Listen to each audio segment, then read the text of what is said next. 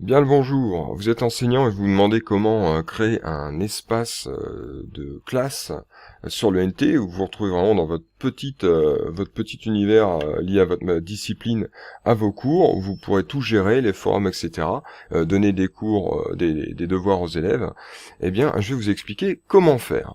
Alors vous vous connectez, vous êtes sur la page d'accueil. C'est une histoire de rubrique. Il va falloir que vous créez en fait votre session de travail que vous partagez avec les élèves dans une rubrique. Alors avant d'aller la créer, je vais vous montrer où est-ce que les élèves, eux, vont retrouver justement cet environnement de travail. C'est en bas, c'est dans l'espace des classes. Ils vont cliquer ici, et puis ici, ils vont retrouver leur classe, et puis développer et retrouver par exemple leur enseignement, donc physique-chimie, clique dessus, puis ils se retrouvent voilà, sur cet espace de travail.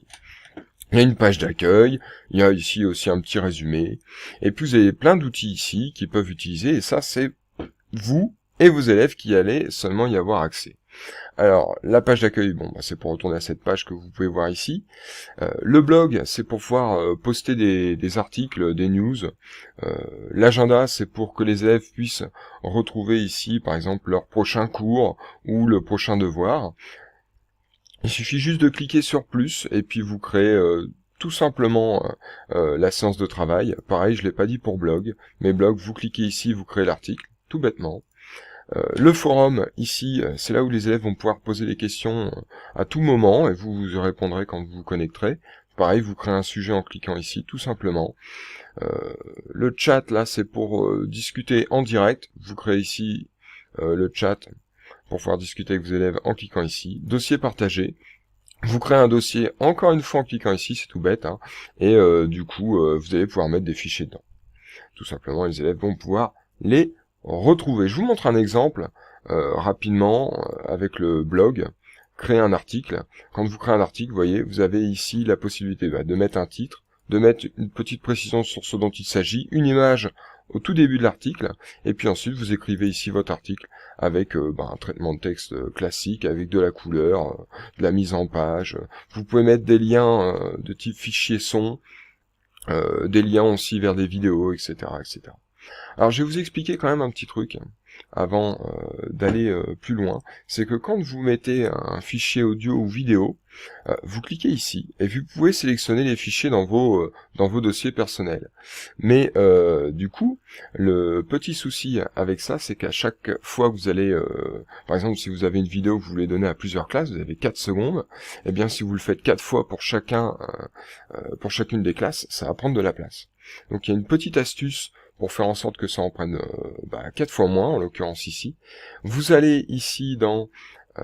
je vais le retrouver...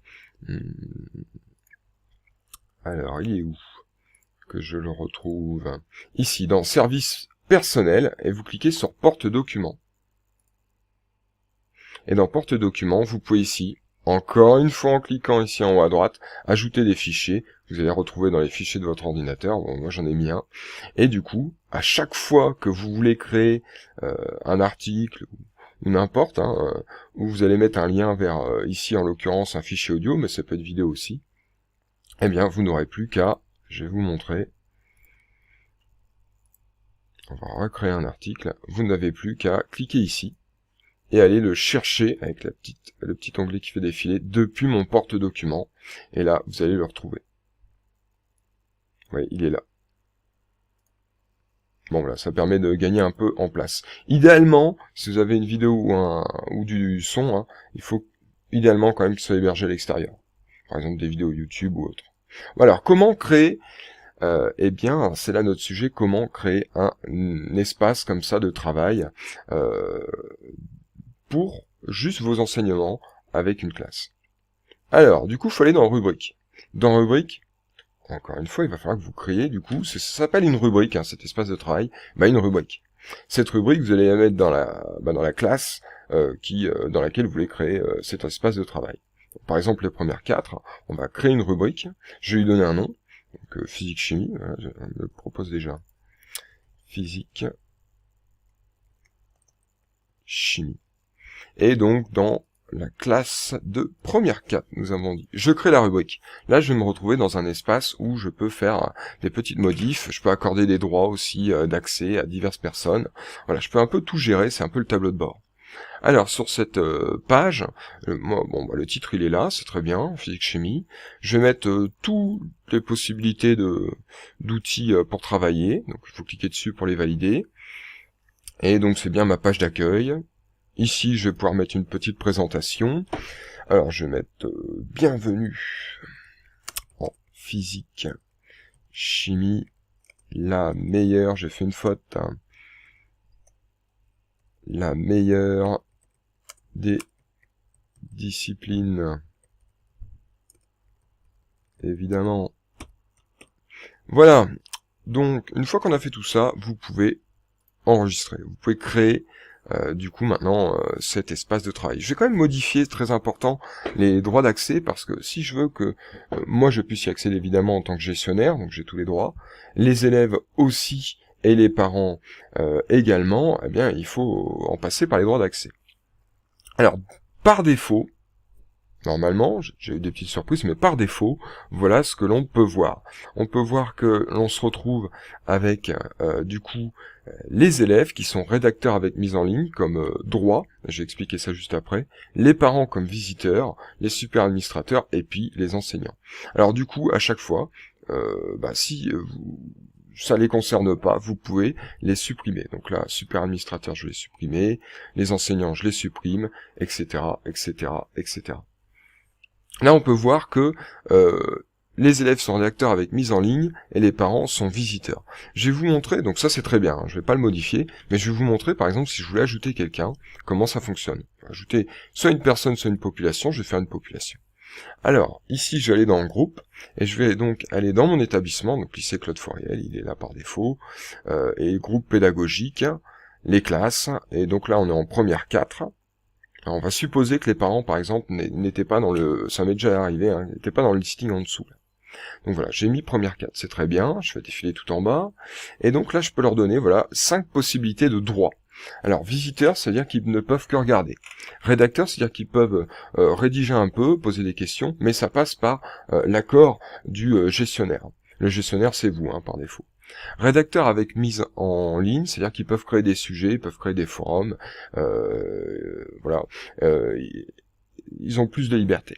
Alors je dis ils parce que ça c'est par défaut ce qui est donné aux élèves. Modérateur, ça vous permet de supprimer des messages éventuellement, ce qu'on appelle modérer, hein. Vérifier si tout se passe bien, gestionnaire, vous avez tous les droits, vous avez accès au tableau de contrôle que je vous montre depuis tout à l'heure. Alors ici en l'occurrence, tout à l'heure j'avais sélectionné première 4 au-dessus là, et par défaut c'est tout le monde. Alors là, faites attention, si vous rajoutez une population, à bien choisir laquelle. Donc moi c'était les parents. Voilà. Ici on peut mettre parents, mais ça sert à rien, de base ça apparaît. Donc j'ai dit que je voulais qu'ils soient visiteurs, voilà, donc je l'ajoute. Et voilà, vous pouvez, ils sont apparus du coup une deuxième fois, ce qui est pas très utile, je vais les enlever. Supprimer. Bon voilà, du coup on va aller voir ce que ça donne cette histoire. Donc là, normalement j'ai fait dans les grandes lignes tout ce qu'il fallait faire. Bon évidemment après il faut présenter tout ça.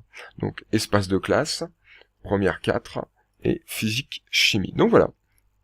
L'espace de travail est apparu, il y a tous les outils dont je vous ai parlé tout à l'heure, ils sont bien là, la page d'accueil est bien là, le petit texte que j'ai mis. Ici vous pouvez préciser des petites choses en plus, c'est ce qui s'appelle l'article de la page d'accueil, donc vous cliquez ici, et comme je vous l'ai expliqué tout à l'heure, vous avez donc la possibilité de mettre un petit résumé au tout début avec une image, et puis ici le gros corps de texte où vous allez expliquer comment fonctionne votre espace de travail. Vous pouvez rajouter évidemment des fichiers comme d'habitude et à la fin bien sûr vous enregistrez. Alors on va retourner quand même pour avoir une dernière fois voir à quoi ça peut ressembler hein, quand on prend un petit peu de temps. Donc voilà à quoi ça peut ressembler la page d'accueil. Et du coup si jamais vous avez des questions parce que vous bloquez sur tel ou tel point, je vous rappelle que vous pouvez poser des questions sur la rubrique pour les enseignants qui se trouve être ici, vous voyez, ouverture culturelle, forum enseignant. Vous cliquez sur consulter et là vous allez pouvoir participer au forum et poser des questions, voilà, pour savoir comment vous en sortir.